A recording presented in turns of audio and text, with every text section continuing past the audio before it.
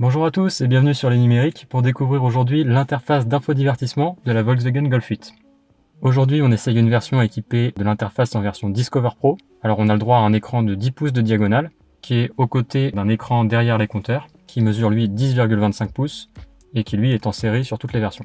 Les deux écrans sont intégrés à une armature en plastique un petit peu brillant, noir laqué on va dire, qui n'est pas forcément du plus bel effet, et l'écran central est un petit peu incliné vers le conducteur. Donc ça permet de bien le voir. Alors il n'y a pas trop de reflets au niveau du combiné d'instrumentation. Par contre il y en a un petit peu plus sur l'écran central, mais ça reste tout à fait correct. Alors l'écran que vous voyez ici, c'est ce qu'on pourrait appeler la page d'accueil. On a différents widgets qu'on va pouvoir configurer, on va voir ça juste après. Alors qu'à gauche, on a accès à toutes les applications.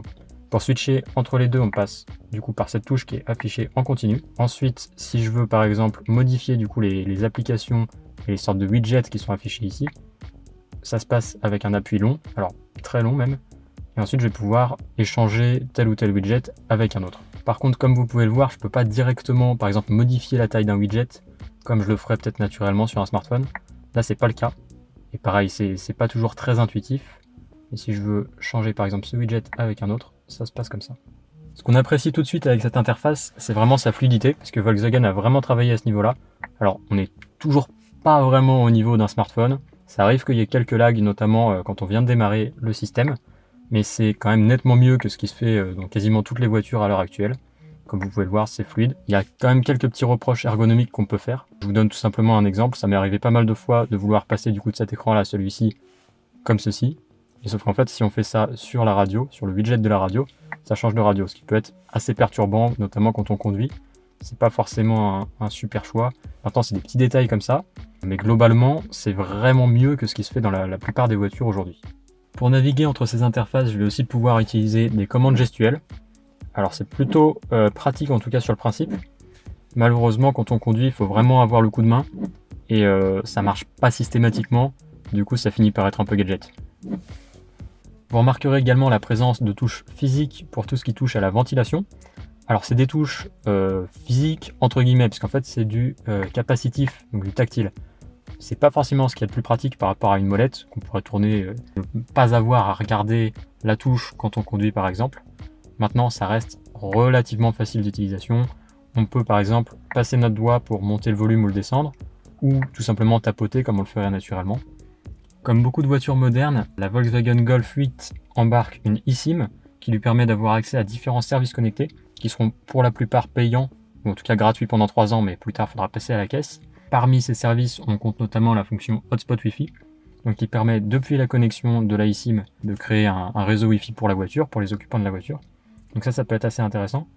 Également, on a un store d'applications, on y a accès ici. En l'occurrence, je ne peux pas y accéder parce que je ne suis pas connecté, mais on va pouvoir télécharger des applications de streaming musical, ou encore Amazon Alexa, donc l'assistant vocal d'Amazon, qui peut être assez intéressant. La Golf propose aussi son propre assistant vocal, alors c'est une option, mais il fonctionne relativement bien. Je vais vous faire un exemple tout de suite. Salut Volkswagen. Oui, Mais Swig. très bien.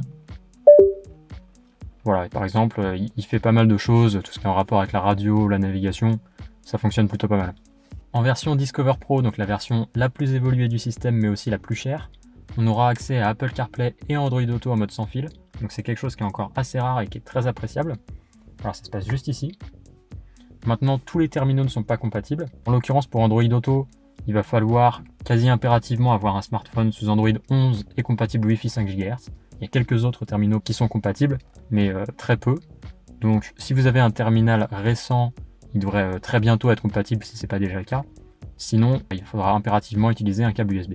Je viens de connecter mon téléphone à Android Auto. Alors le mien n'est pas compatible avec la version sans fil d'Android Auto, donc je suis passé par un câble USB. Ce qu'il faut savoir, c'est que dans cette Golf 8, il y a uniquement des ports USB-C. Donc c'est très bien si comme moi vous êtes déjà passé à l'USB-C sur tous vos appareils. Par contre, et c'est vrai que c'est un petit peu dommage pour une Golf qui est un peu une des voitures les plus mainstream, c'est vrai que pour certaines personnes qui n'ont pas encore tous leurs câbles et leurs appareils en USB-C, ça risque d'être un petit frein en termes de connectivité. Une fois qu'on est connecté à Android Auto ou à Apple CarPlay pour les personnes qui ont un iPhone, on remarque que l'intégration est plutôt bien faite. Alors typiquement, là j'ai ma musique qui est lue depuis Android Auto. Je peux directement avoir par exemple le GPS intégré au système Volkswagen et utiliser en même temps la musique depuis Android Auto, ça, il n'y a pas de souci, on peut switcher facilement entre les deux.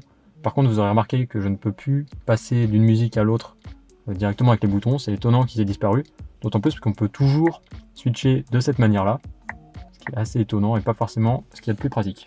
On apprécie aussi le fait que les informations de la musique sont reprises directement au niveau du combiné d'instrumentation, donc ça c'est très bien. Par contre, si on utilise Waze par exemple pour la navigation depuis Android Auto, les informations de Waze, les informations de guidage, ne seront pas reprises au niveau de l'instrumentation ni de l'affichage tête haute pour les voitures qui en sont équipées.